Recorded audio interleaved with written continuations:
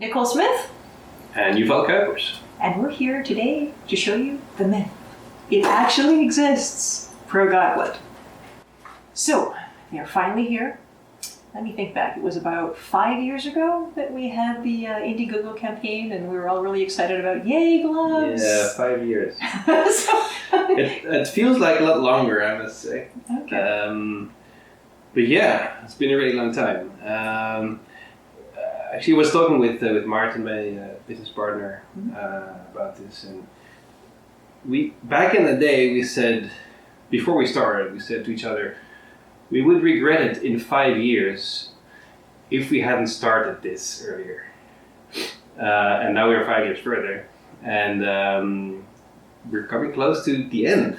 So we never knew it would take that long, though. And probably if we would have known that it would actually take 5 years, we would never have done it.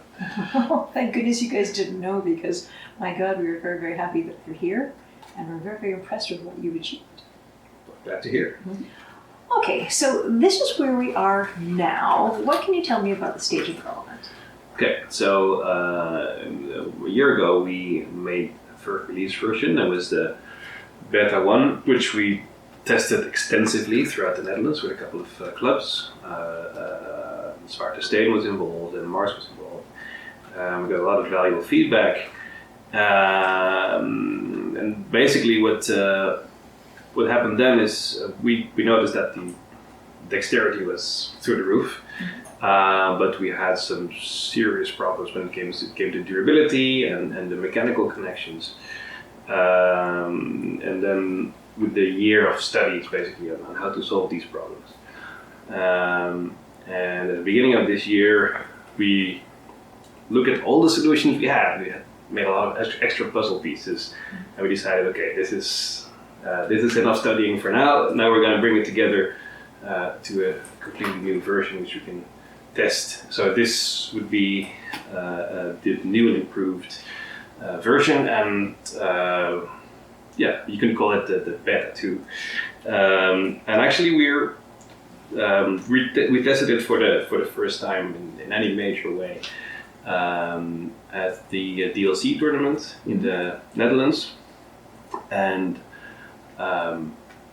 well, it was a big success.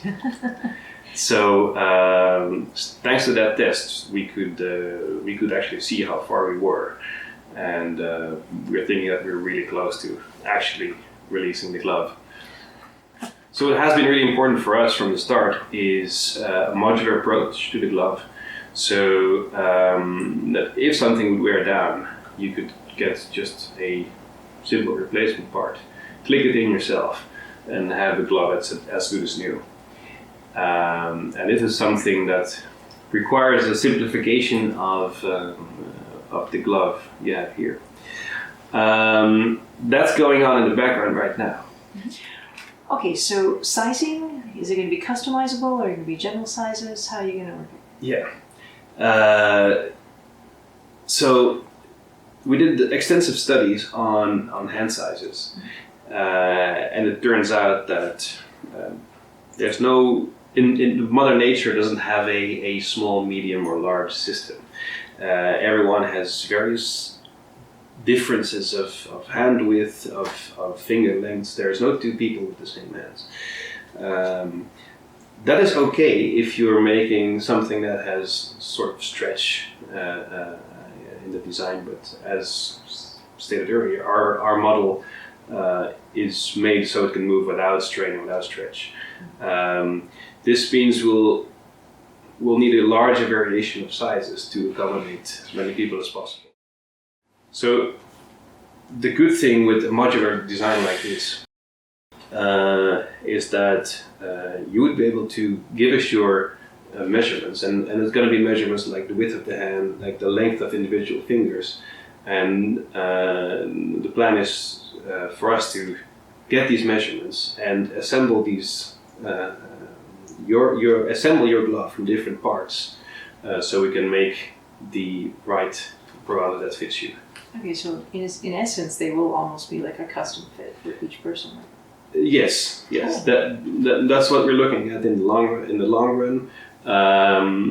For the first batch, we're going to work with the sizes that are most common, and then we'll be looking at increasing the number of sizes as we go. Excellent. Now, will you eventually be offering them in other colors, or will they just always be black? Well, what's wrong with HEMA black? Oh, nothing. I just thought that there's also, HEMA orange and... HEMA orange, what's that? And the Holland. Yeah, well, I mean, the good news is we make our own gloves. So we cast these ourselves. It wouldn't be a lot of work to add another pigment. So yeah, we're gonna see how that goes in the future. But yeah, color options are definitely one of the easiest things we can add.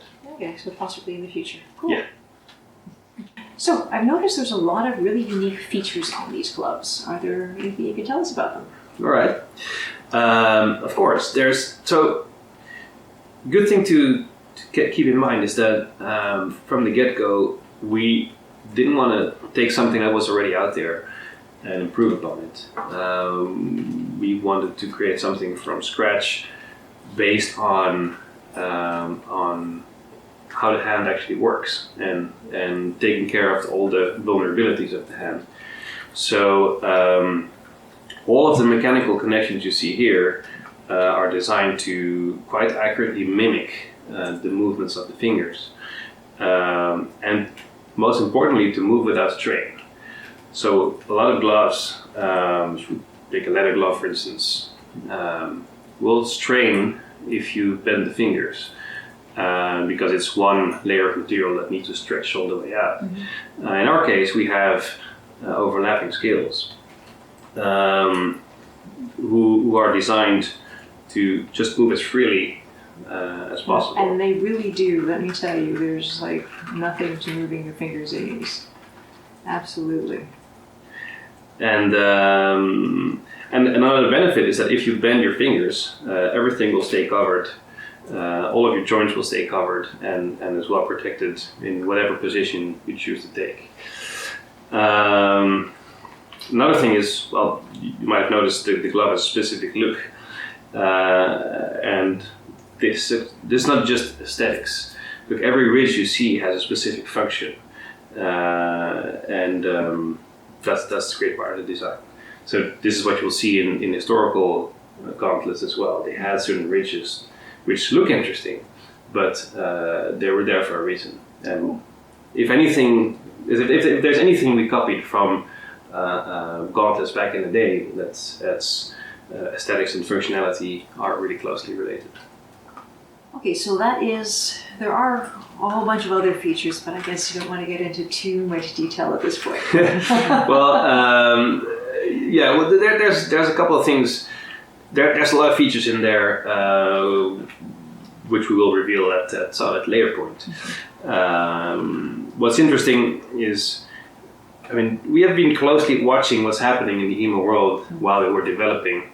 We've seen a lot of spectacular hand injuries over time. And, yes. The most spectacular being, and most terrible being, people being thrust through the hands, sword blade coming in here, exiting there, or here and there. And these things don't happen often, but they happen at a regular basis, and they can have a severe impact on someone's life if it happens in the wrong way. So we've done a lot of studies on trying to provide some manner of protection of thrust between the fingers, either by adding specific mechanical elements or by reinforcing the material just in between the thumb and the index area. Now, I know one of our students, Jane, was lucky enough to actually use one of these in a tournament. Yes. She was absolutely thrilled. What were some of the other reactions you've been getting? Yeah, so it's been interesting because we have been working on these for so long, and we set the bar so high that at a certain point you can't look objectively anymore at what you're making. So one of the enormous benefits of getting these out there and actually having people use them is that other people can tell us that they're good enough. Because we kind of forgot where the bar was in the process. Well, after a great success at the DLC tournament in the Netherlands, we decided to do a tour through the United States, and wow, I mean, the reception has been beyond all of my expectations. Fantastic. So yes, wherever these gloves appear, everyone's like, "Ooh, are these real? Are these the real things?" Yes, And absolutely. I know that was the reaction of Blood and Iron. We've got people posting all over Facebook about, "Oh, the myth is real." Yes. Because for a long time we weren't. There was a lot happening, but not enough to actually show people. Either because these were all in development things and we couldn't release them without proper patent filing. Yeah, so we had to protect our IP first, and that's a costly affair. So you want to make sure that all the innovations are tested and tried before you apply them to your product, and then at the end of it you protect the IP. And then you can release a new glove. So yes, we have been silent for a long time on the internet, but that's not because we weren't doing anything. There was a lot happening in that silence, but we just couldn't show anything. So this is a big relief to actually be able to come out there and say, look, this is a real thing. So yeah, that was kind of a bit of a joke for a while. We hadn't heard from anything, and it was like, maybe they disappeared. I don't know. Yeah, we were in a cave. Like we didn't see a lot of daylight. We were slaving away. Well, the end result is well worth it. Thank you. Pleasure. Okay. I'm curious, in the 5 years that you spent developing the glove, what were some of the interesting highlights and memories that you have? So the funny part is so HEMA is the starting point of our glove, and the thing is that HEMA practitioners need something so outrageous that led to innovation. And this innovation is useful for other fields as well. So in the Netherlands, we're looking at other applications such as other sports like field hockey, and we have been talking with the Ministry of Defense. We did some demonstrations over there, and one of the most funny moments or bizarre moments is at the beginning of this year. We were at the big conference at the Ministry of Defense, and the minister herself was there. And there were a couple of startups who were showing their innovations, and we were there. And we like to do this demonstration in which I would wear the glove, and my business partner would take a sword and whack me on the hand like as hard as possible. Makes a lot of noise, gets a lot of attention. So at a certain point, the Minister of Defense just stands like 1 meter away from one of us wielding an actual steel sword, and no one is actually worried that something will happen, and just looks like, oh, that's interesting. But I mean, this is something that only happens in the Netherlands, right? Like somewhere else, people with a sword standing next to a government official would have been carried away. Yes, like that, so. You would not have been let in the building. No. But yeah, afterwards we were looking at each other and said, did that just happen? Yes, that happened. Now, I'm curious, in the course of development and you guys whacking each other in the hands, have you guys incurred many injuries? Well, I have been the one who's always been hit, because these gloves were made to my size. Gotcha. So any demonstration we did, it was always me wearing the glove. And there were days in which we would have a stand somewhere, and Maarten would hit me in the hand like every 10 minutes or every 15 minutes we would do a demonstration. So by the end of the day, I would have had literally 100 blows to the hand.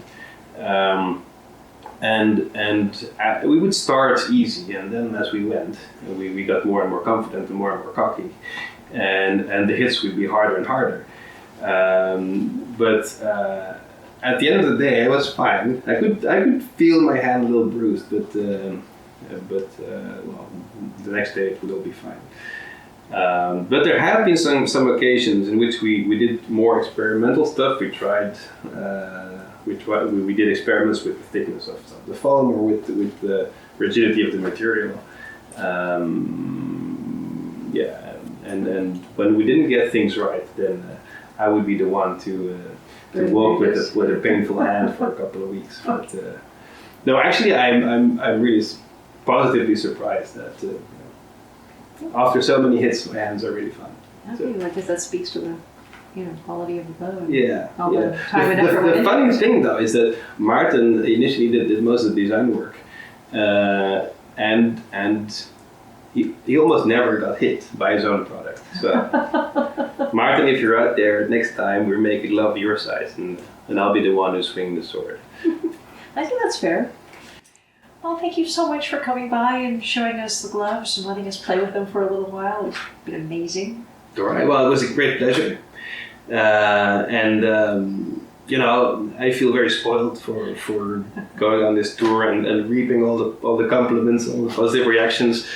But people must not forget that there's a team at home who've been working really, really hard throughout the period of 5 years to come as far as to give me the ability to walk around in the States and show this to people. So, and people welcome you with open arms, yes. Yes, so a lot of love goes to the team, and I hope they get to witness the positivity we've been getting firsthand very soon.